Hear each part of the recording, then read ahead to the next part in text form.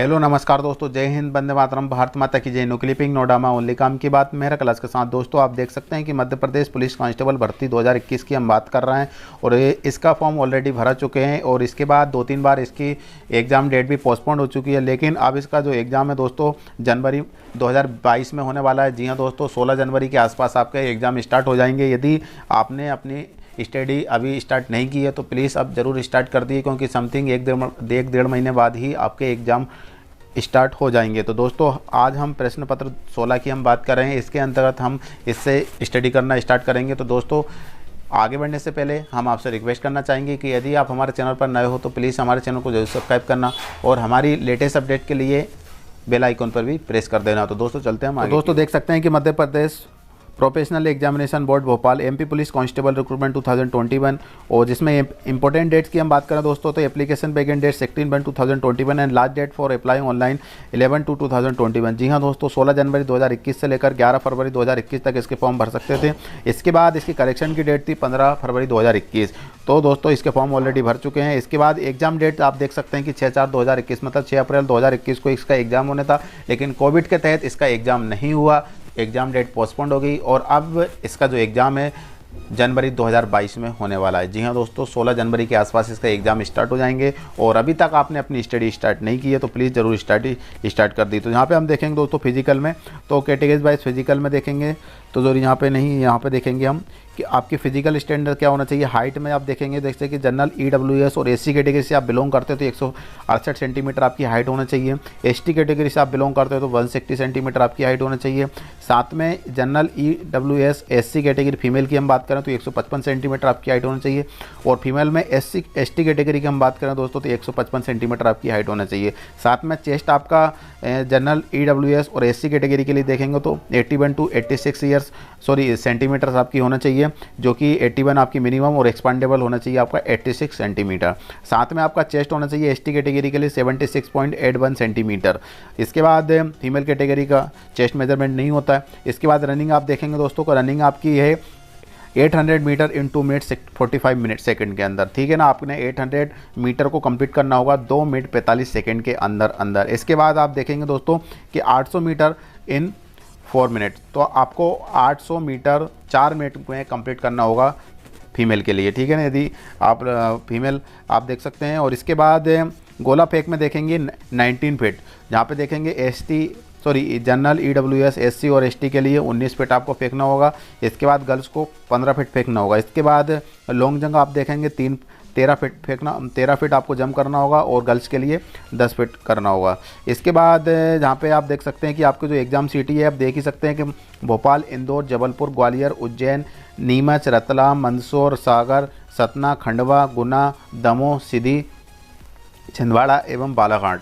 तो यहाँ पे ये एग्ज़ाम सेंटर बने हुए हैं और आप देख सकते हैं। और इसके बाद हम आपको अभी लेके चलते हैं प्रश्न पत्र 2016, जहाँ पर आपको कुछ प्रश्नों के साथ हम आपको बताने वाले हैं। इसके बाद हम पूरा अभी तो इसमें 20-30 क्वेश्चन के आसपास हम इसमें बताएंगे। इसके बाद नेक्स्ट क्लासेस में हम पूरा 100 जो क्वेश्चन रहेंगे उसके हम बताएंगे। तो दोस्तों चलते हैं हम आगे की ओर। तो दोस्तों देख सकते हैं कि professional examination board police constable recruitment test 2016 17 जुलाई 2016 9 PM AM। तो दोस्तों आप देख सकते हैं कि 17 जुलाई का ये पेपर है, 17 जुलाई 2016 और ये 9 बजे की शिफ्ट में इसका एग्ज़ाम हुआ था। और आप देखेंगे दोस्तों कि भारत एक को छोड़कर निम्न में से सभी का निर्यात करता है। तो क्वेश्चन यहीं से स्टार्ट हो रहे हैं दोस्तों। आप देख सकते हैं कि भारत एक को छोड़कर, इन चारों में से छोड़कर निम्न में से सभी का निर्यात करता है। तो यहाँ पे आप देखेंगे दोस्तों कि इसका तांबा, मैग्नीज, खनिज तेल एवं कच्चा लोहा। तो इसमें से आप देखेंगे किसका निर्यात करता है, तो यहाँ पे देखेंगे खनिज तेल। जी हाँ दोस्तों, इसका खनिज तेल तीसरा वाला ऑप्शन बिल्कुल सही रहेगा। इसके बाद हम देखेंगे दोस्तों कि इसमें दूसरा क्वेश्चन देखेंगे, निम्नलिखित में से कौन सा सबसे पहले उच्च न्यायालय भारत में स्थापित हुआ था।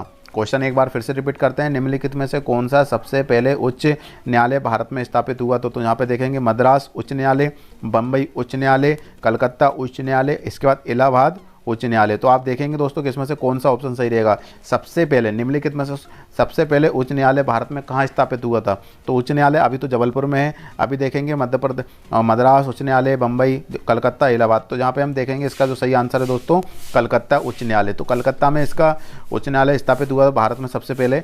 इसके बाद अभी जो फिलहाल में है जबलपुर है। इसके बाद दूसरा क्वेश्चन के हम देख लेंगे दोस्तों कि भारत सरकार के मौजूदा मुख्य आर्थिक सलाहकार कौन है।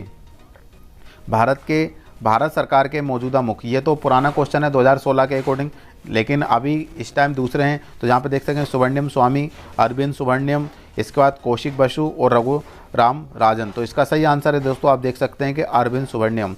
इसके बाद यहाँ पे हम नेक्स्ट क्वेश्चन के लिए देखेंगे तो इन कंपनियों में से कौन सा भारी वाणिज्य वाहनों को ढांचा निर्माता करता है। तो यहाँ पे हम देखेंगे टाटा मोटर्स, अशोक लीलैंड, वोल्वो एवं मारुति सुजुकी। तो यहाँ पे हम देखेंगे मारुति सुजुकी, इसका सही ऑप्शन है चौथा वाला।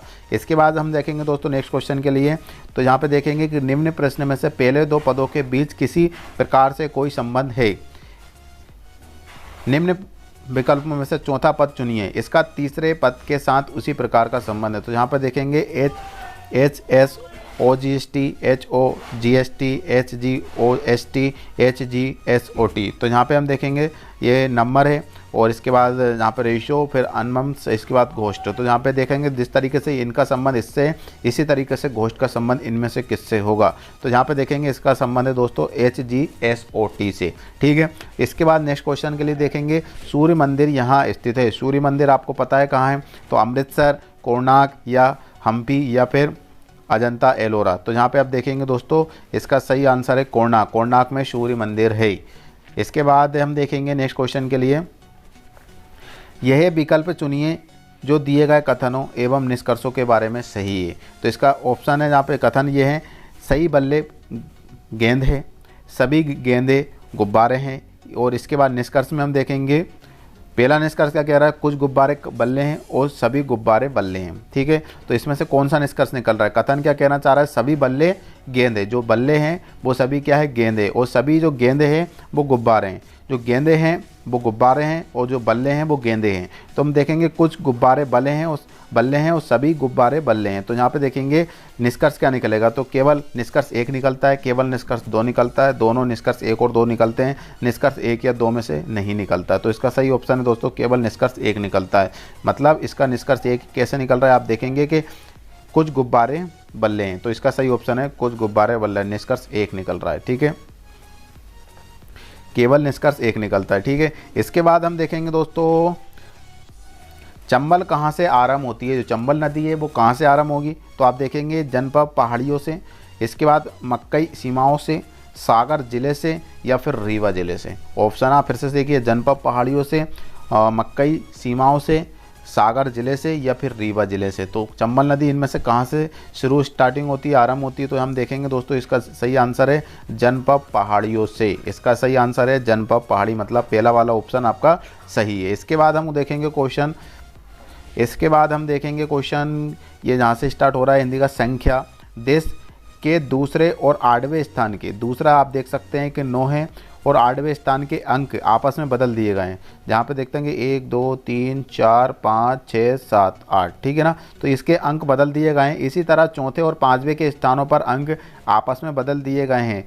पहले और 6वें अंक के स्थान पर आपस में बदल दिए गए हैं। तीसरे और 7वें अंक के स्थान पर आपस में बदल दिए गए हैं। निम्न में से कौन व्यवस्था के बाद कई बार तीसरा अंक कौन सा होगा। तो यहाँ पे देखेंगे दोस्तों, अभी हम इसको एक्सप्लेन नहीं कर रहे हैं, सिर्फ आंसर बता रहे हैं, क्योंकि अभी हम सिर्फ क्लास स्टार्ट कर रहे हैं। नेक्स्ट क्लास में हम आपको ये आंसर किस तरीके से आता है एक्सप्लेनेशन करेंगे, समझाएंगे डिटेल से, ठीक है। तो अभी हम इसका आंसर देखेंगे दोस्तों 6, इसका 6 आंसर रहेगा, मतलब तीसरा वाला ऑप्शन बिल्कुल सही रहेगा। इसके बाद हम देखेंगे दोस्तों कि भारत में निम्नलिखित में से किस राज्य में सबसे लंबे समय तक लगातार राष्ट्रीय शासन रहा है। भारत में सबसे ज़्यादा कौन से राज्य में राष्ट्रपति शासन लागू हुआ रहा था। तो यहाँ पे देखेंगे पंजाब, जम्मू कश्मीर, पांडिचेरी एवं मध्य प्रदेश। तो यहाँ पे देखेंगे जम्मू एवं कश्मीर यहाँ पे देख सकते हैं कि अब ये केंद्र बन चुका है और इसके बाद इसका जो जहाँ पर सबसे ज़्यादा राष्ट्रपति शासन रहा है वो है जम्मू एवं कश्मीर। इसके बाद हम देखेंगे दोस्तों नेक्स्ट क्वेश्चन के लिए कि ये विकल्प चुनिए जो तर्क की दृष्टि से नीचे दिए गए कथन के समान हैं। तो ये देखेंगे ये सत्य नहीं है कि ऊटी और शिमला दोनों ही हिल स्टेशन है। इसके बाद हम देखेंगे next question, Ooty hill station और Shimla hills station, Ooty hills station या शिमला हिल्स स्टेशन, या फिर ऊटी हिल स्टेशन नहीं है और शिमला हिल्स स्टेशन है। इसके बाद यहाँ पे देखेंगे ऊटी हिल स्टेशन है और शिमला हिल स्टेशन नहीं है। तो इसका सही है ऊटी हिल स्टेशन है या शिमला हिल स्टेशन है। तो यहाँ पे इसका सही ऑप्शन है ऊटी हिल्स स्टेशन है या शिमला हिल स्टेशन है। तो इसका सही ऑप्शन ये रहेगा। इसके बाद 12वां क्वेश्चन पे हम देखेंगे दोस्तों, किसको भारत के प्रधानमंत्री के रूप में 2 बार नियुक्त किया गया है। तो यहाँ पे डॉक्टर राजेंद्र प्रसाद, गुलजारी लाल नंदा, मोरारजी देसाई या फिर सरदार पटेल। तो यहाँ पे देखेंगे गुलजारी लाल नंदा, जो कि 2 बार भारत के राष्ट्रपति नियुक्त हुए हैं। इसके बाद हम देखेंगे नेक्स्ट क्वेश्चन के लिए, तो यहाँ पे देखेंगे यदि क्रैकर का मतलब कंप्यूटर प्रोग्रामिंग है, वह क्रैकर ये प्रोग्रामिंग नहीं है। तो सही गलत हो सकता है या अप्रासंगिक या फिर गलत। तो इसका सही ऑप्शन है दोस्तों यहाँ पे गलत, ये पूरा तरीके से गलत है। इसके बाद नेक्स्ट क्वेश्चन हम देखेंगे दोस्तों कि एक इलेक्ट्रॉनिक डेटा संसाधन इकाई पर PQRSTUV और W8 में से 5 कार्यक्रम को हर दिन चलाने का निर्धारण किया। महीने के पहले दिन छोड़कर किसी भी एक दिन केवल 3 कार्यक्रम ऐसे होने चाहिए जो पिछले दिन चलाए गए। परिचालन प्रोग्राम निम्न शर्तों के अनुसार होना चाहिए। तो यहाँ पे हम देखेंगे अगर P कार्यक्रम किसी दिन चलाया जाएगा तो उस दिन B को नहीं चलाया जा सकता। इसके बाद हम देखेंगे दूसरा ऑप्शन, अगर Q कार्यक्रम किसी दिन चलाया जाएगा तो T कार्यक्रम को 1 होना चाहिए, Q के बाद चलाया जाना चाहिए। इसके बाद अगर R कार्यक्रम किसी दिन चलाया जाएगा तो B कार्यक्रम में से होना चाहिए जो R के बाद चलाया जाना चाहिए। इसके बाद है किसी दिन चलाया गया S या U में से 1 होना चाहिए। इसके बाद निम्न में से किसी भी दिन के विधिमान्य कार्यक्रम सेट ऑपरेशन के बारे में कौन सा सत्य है। तो यहाँ पे हम देखेंगे दोस्तों, इसका यहाँ पे देखेंगे अब है ऑप्शन, तो P को तीसरे स्थान पर चलाया नहीं जा सकता, Q को तीसरे स्थान पर चलाया नहीं जा सकता, R को चौथे स्थान पर नहीं चलाया जा सकता, या फिर T को तीसरे स्थान पर चलाया नहीं जा सकता। तो इसका सही ऑप्शन है दोस्तों R को चौथे स्थान पर नहीं चलाया जा सकता। ठीक है। इसके बाद 15वां क्वेश्चन हम देखेंगे दोस्तों, राज्यसभा का सदस्य बनने के लिए न्यूनतम आयु क्या है। तो राज्यसभा का सदस्य बनने के लिए 25 वर्ष, 21 वर्ष, 30 वर्ष या फिर आपका 35 वर्ष। तो हम देखेंगे दोस्तों 30 वर्ष इसकी एज होना चाहिए। यदि आप 30 वर्ष करते तो राज्यसभा का सदस्य बन सकते हैं। तो दोस्तों ये 15 क्वेश्चन हो चुके हैं। इसके बाद हम बाकी के क्वेश्चन नेक्स्ट क्लास में हम बताएंगे, क्योंकि अभी सिर्फ क्लास स्टार्ट कर रहे हैं। तो जितना हो सके मॉर्निंग 8 बजे से हम ये क्लास लेंगे डेली, और आप जब भी आपको टाइम मिले, क्योंकि हम पब्लिश कर देंगे, आप देख सकते हैं आपके टाइम के अनुसार। तो इसके बाद हम नेक्स्ट वीडियो के माध्यम से हम पूरे सारे जो क्वेश्चन बचे हुए हैं वो हम बताएंगे। तो दोस्तों अब मिलते हैं इसकी नेक्स्ट क्लास में। जब तक के लिए जय हिंद, वंदे मातरम, भारत माता की जय।